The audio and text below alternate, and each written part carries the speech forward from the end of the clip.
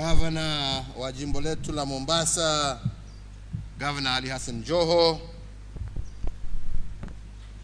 Rais wa chama cha Secondary School Heads Association, Mr. Imudili Kae, viongozi wa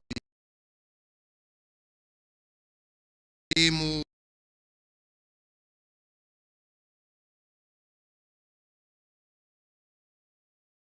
hamjambo. Hamjambo tena.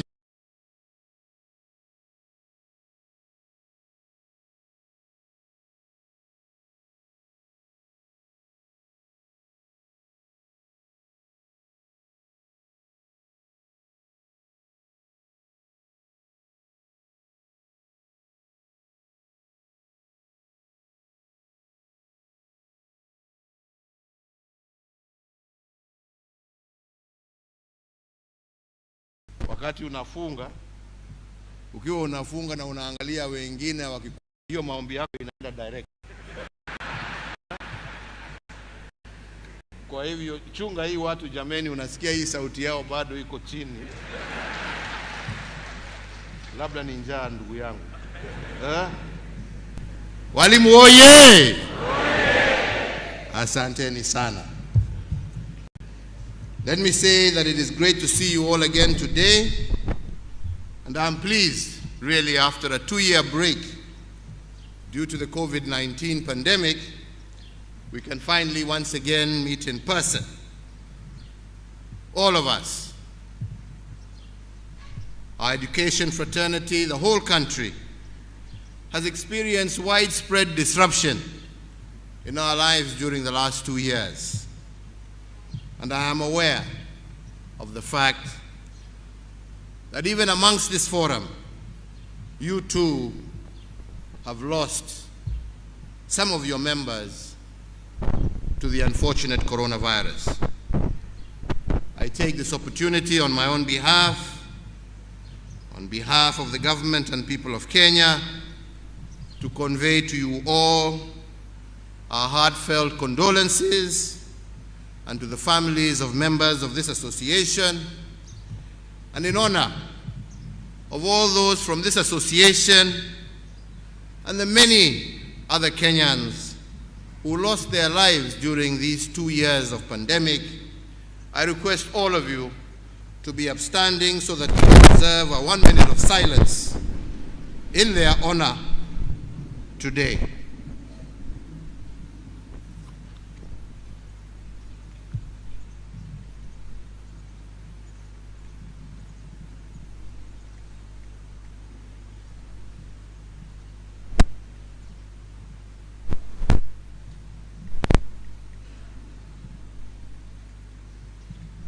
Asanteni sana. Ladies and gentlemen, our education sector was hard hit by the pandemic.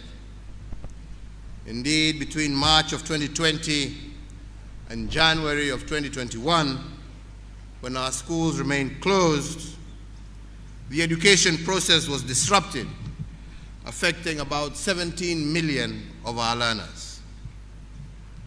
But today, I am glad to note that despite the challenge, our teachers tirelessly facilitated learning during that period through a variety of measures such as radio broadcasts, online learning platforms, and group consultations. Indeed, today Kenya owes you a debt of gratitude for remaining true to your calling despite the disputed and disrupted learning environment and the adjusted school calendar. Indeed, throughout Kenya's history, teachers have continued to occupy a special place in the upbringing of our children. Teachers are builders of dreams, the crafters of careers, the discoverers of hidden talents, and the shining beacons that set a positive example within our local communities. Indeed, many decades after some of us have finished school, we still remember and treasure the teachers who contributed so much to making us who we are today. But let me say that never has the role of the teacher been as important as it is today as we recover from this COVID-19 disruptions. Despite government's efforts to keep pupils learning during the pandemic, many of them lost momentum, mainly because of poor learning environments. The pandemic, unfortunately, also widened education inequality and also led to an increase in teenage pregnancies as well as school dropout. Going forward, therefore, you, the teacher, must be a linchpin of the recovery process in this education sector, as well as in the overall social economic recovery journey.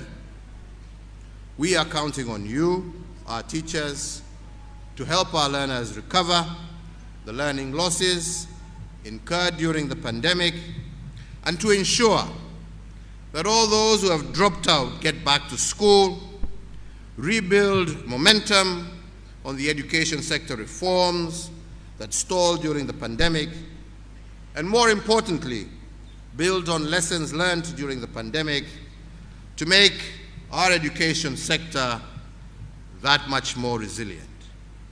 I am confident that you do not only have the capacity, but I also believe the will to rise to this challenge. And I am confident because I do believe that our teachers have proved to be amongst the finest in the world, considering only just 3 examples of teachers who have put Kenya on the global map. And allow me to mention today, once again, Peter Tabichi from Keriko Secondary School in Nakuru County, who emerged the winner of the Global Teacher Award in 2019. Mr. Eric Ademba, a teacher from Asumbi Girls Secondary School in Homa Bay County,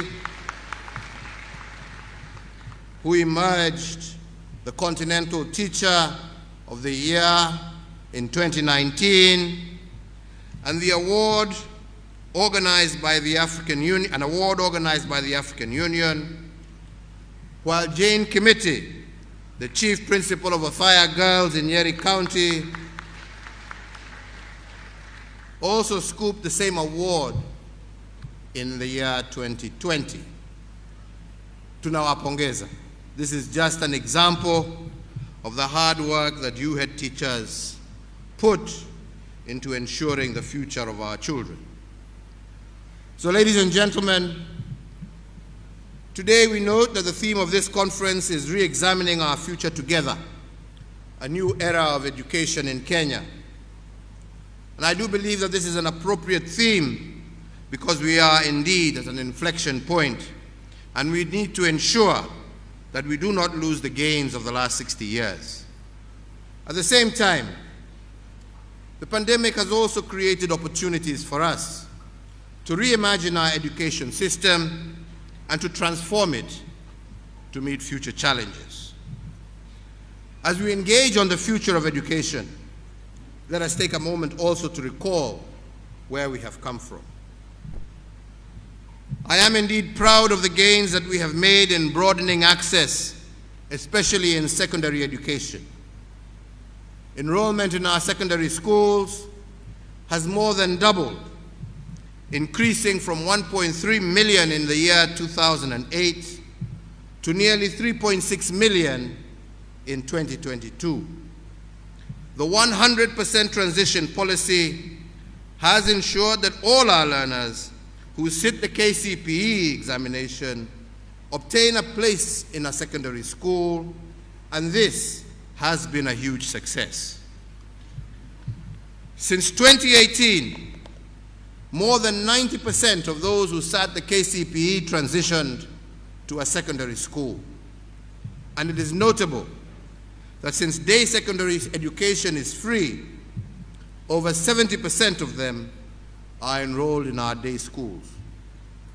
Second, to ensure that no child is left behind because of their social economic background, my administration has increased capitation per child in secondary schools to Kenya shillings 22,244. Furthermore, support is provided to needy students through various scholarship programs. For example, the one that has just been mentioned today, the Elimu Scholarship Program, which provides bursaries for bright but needy students. The government has also, in partnership with Equity Group Foundation, awarded approximately 9,000 scholarships for the 2019 KCPE candidates and an additional 9,000 scholarships for the 2020 KCPE candidates who joined Form 1 in July of 2021. In addition, the JKF Scholarship Program has also benefited over 4,500 needy students since 2013. The third aspect is that we are also reforming our education system to make it fit for purpose in the 21st century. Following the recommendation of various task forces, my administration initiated the competency-based curriculum reforms in 2016. CBC seeks to, number one, identify and nurture every learner's potential. Secondly, to emphasize practical learning as opposed to theoretical teaching. Thirdly, to emphasize application of knowledge and acquisition of competencies as opposed to just routine memorization of content. Fourthly, to provide opportunities for acquisition of values and participation in community service learning. Fifth, to provide pathways and tracks in senior secondary school that are aligned to the broad abilities and career interests of learners. And lastly, to balance formative and summative assessments in all our training curricula. The rollout of the CBC curriculum is on course. And indeed, when schools reopen next week, we shall have more than 9 million learners under the CBC curriculum. The next point is that my administration has also progressively expanded education infrastructure to accommodate the growing environment. This includes classrooms, desks, and chairs, as well as electricity connectivity. Indeed, since 2013, over 90% of our schools have been connected to the national electricity grid, while some of our schools in off-grid areas have been provided with solar installations. In keeping with my pronouncement during the Mashujaa Day of 2021 regarding the building of an additional 10,000 classrooms to support the establishment of junior secondary schools, I am pleased to inform you that so far 6,470 classrooms are due for completion by the end of this month, and the remaining classrooms will be completed in the second phase of the program. Point number 5 is that we have also remained focused on education quality. My administration has provided free books to every child, and we as a country have now achieved a pupil-to-book ratio of 1 in all our public and secondary, primary and secondary schools. Indeed, recognizing the centrality of teachers in raising education quality, we have also invested in a robust teacher training program and provided the budgetary allocation for teachers, raising it from Kenya shillings 116.4 billion in 2013 to Kenya shillings 288.6 billion in the current financial year. We have hired a total of 153,000 teachers since 2013, and institutionalized the internship program within the TSC, supported a transparent and accountable promotion system for teachers, and also introduced a comprehensive medical cover for all teachers and their dependents. We have also implemented reforms in the administration of our national exams, and today we can see the results of some of those reforms. Ladies and gentlemen, so to drive our education boldly into the 21st century, my administration initiated the Digital Learning Program in 2013, and through DLP, public primary schools received teacher and learner digital devices, digital content servers, and wireless routers and projectors. A total of 21,717 out of 22,988 primary schools have been supplied with these digital devices. We seek to ensure that by the time the student gets into secondary school, they are digitally literate and can harness digital technologies to broaden their learning experience beyond their immediate learning environment. So, ladies and gentlemen, we can confidently and proudly say that with such strong education foundations, our future is secure. The heavy education investments are paying off. Indeed, our education system is today recognized as one of the best on the African continent, and our students obtain some of the highest scores in regional standardized tests, and indeed our young people are highly competitive in regional and global labor markets thanks to our efforts. As we reflect and embark on a new education era, we can use these foundations as a major springboard for the future. The world faces major global challenges, some that are of an existential nature. They include pandemics such as the one we are trying to emerge from, that is COVID-19, climate change and biodiversity loss, huge intra- and inter-country poverty and inequality, as well as major disruptions of peace and security. To successfully manage the uncertain future requires individuals who are adaptive and resilient, who can adeptly apply their knowledge to new situations, who sees crisis as opportunities for innovation, and who have a thirst for learning and growing throughout their lives. To equip our young people with these skills requires a major transformation of our education systems. This is a new education course that we need to chart, and it is my hope and expectation that you will together deliberate on this during this week.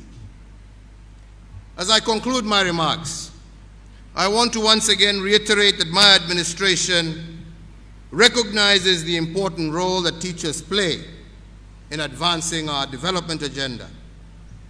And in this regard, Bwana Mwalimu, as we exit, and as Madaraka Day 2022 approaches, I look forward to awarding national honors to outstanding and transformative teachers from the education sector,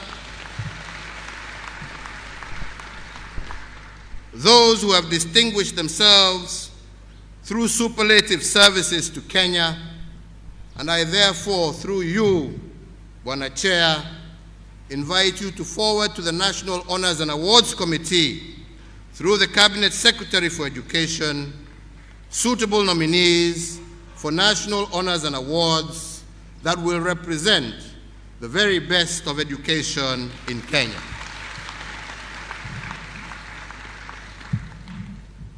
Kwa hayo machache basi, mimi nawatakia nyote kila laheri.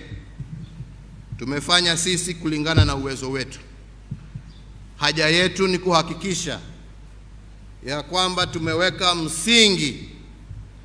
msingi wa kudumu na msingi ambao hauwezi kutingizika kwa watoto ambao ndio tuwaangalia kesho, wawe viongozi wetu, wawe wale ambao watasimamia various institutions, wale ambao watakuwa mawakili wetu, wale ambao watakuwa maengineer wetu, wale watakuwa walimu wetu, wale watakuwa madaktari, na wale pia, kwa sababu kwa muda mrefu tumefunza watoto yetu ya kwamba kufanya kazi na mikono ni kama ni kitu kibaya. Tunataka watoto wetu wajue ya kwamba ukiwa Mwenyezi Mungu amekubariki na kipawa cha kuwa welder mzuri, kukuwa plumber mzuri, kukuwa mkulima mzuri, all these are much needed efforts and services that a country that is developing requires. And we must start moving away from telling our children that the only job you can have is a white collar job, kuwa clerk kwa benki. Benki sasa zinaenda digital jameni. Leo hii kuna wakulima ambao wanatengeneza pesa hata kushinda nyinyi walimu, kushinda madaktari, kushinda maprofesa. Ama hamuelewi hiyo jameni? Leo hii as we progress in shipbuilding, tunatafuta quality welders, na wale wachache ambao tuko nao wengi ni wazee ambao walifundishwa zamani, na hata wale ambao tumepartner na wao kwa sababu wanaona kazi ya hawa wazee, wanasema wakimaliza kujenga huko Kisumu na hapa Mombasa, wanajaribu kuapproach warudi na wao huko kwao kwa sababu ya quality ya service yao. These are paying jobs. This is where we need to take our children, to encourage our children. Use that gift that God has given you, whatever it is. That is the future. Naambianga wengi, angalia mabilionea hawa wakina Bill Gates na wengine, wali drop out of high school, na leo hii pesa ile wako nazo inashinda pesa ya Kenya tukijumuisha na ya Uganda, ya Tanzania, ya Rwanda, ya Burundi, na mtu hakumaliza high school. Tunaelewana wenzangu? So sio kusema tu ati ni hiyo. It is your responsibility to help our children eke out what is best in them, because God has given each and every one of us a gift. And you teachers are privileged to be the ones who are supposed to pull that gift out of that child and to make him use that gift to benefit himself, to grow society, to develop his country, to develop his continent, and to be proud of himself as a citizen of the Republic for the service that he delivers, whatever that service may be. Sini namna hiyo wenzangu? Sasa jameni, msiseme mimi nimewasaidia, mwandika walimu, mshahara niliongeza, jameni mko na insurance. Pigeni kelele kwa wale ambao watakuja, lakini mimi mnipigie makofi kwa yale nimefanya. Ama ni namna gani jameni? Ama ni namna gani? Tumeset msingi, wengine wajenge. Lakini shida ya Kenya hii, na ndio naambia mfundishe watoto, shida ya siku hizi Kenya hii, kiongozi anajua ku-identify problem lakini hana suluhu yake. So akiona kwa gazeti leo, unamuona kwa press conference, bei ya mahindi, bei ya mafuta. Sasa jameni, unatafuta uongozi, si kwanza utengeneze ile ambao uko naye. Unaenda kupiga nduru, unapiga nduru. Why do you want to be a leader? Si uachie basi wale wanataka kufanya kazi waendelee. Ama ni namna gani? Msiniletee bana.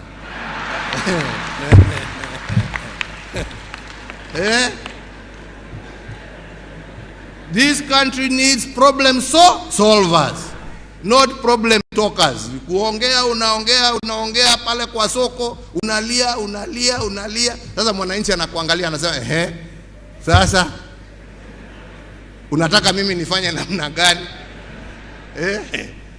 Unataka mimi nifanye namna gani? We need people who are willing and committed to providing solutions, because problems will never end. Utalala leo ukifikiri umesuluhisha ya jana, uamuke upate ingine mbele yako. Tunaelewana wenzangu? That is the way of life. So let us teach our people to be problem solvers, to recognize that problems come, but our objective, our duty is to resolve those problems, not to groan about them, because they will always be there. They will always be there. Kwa hivyo wenzangu, mimi nasema Mungu awabariki kwa majadiliano mtakuwa naye, muongee vyema. Mimi nitaendelea kusukuma Joho ahakikishe amewapeleka lunch, hata kama anataka mimi nimsukumie kwa kitu kidogo nitamsukumia.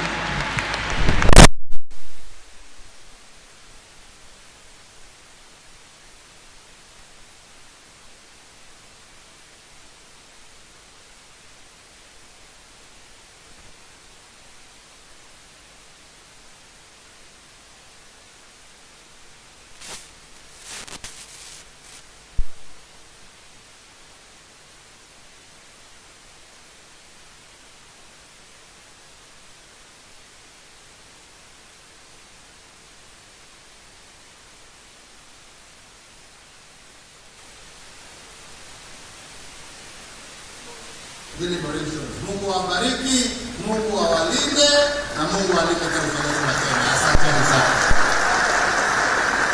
Asante.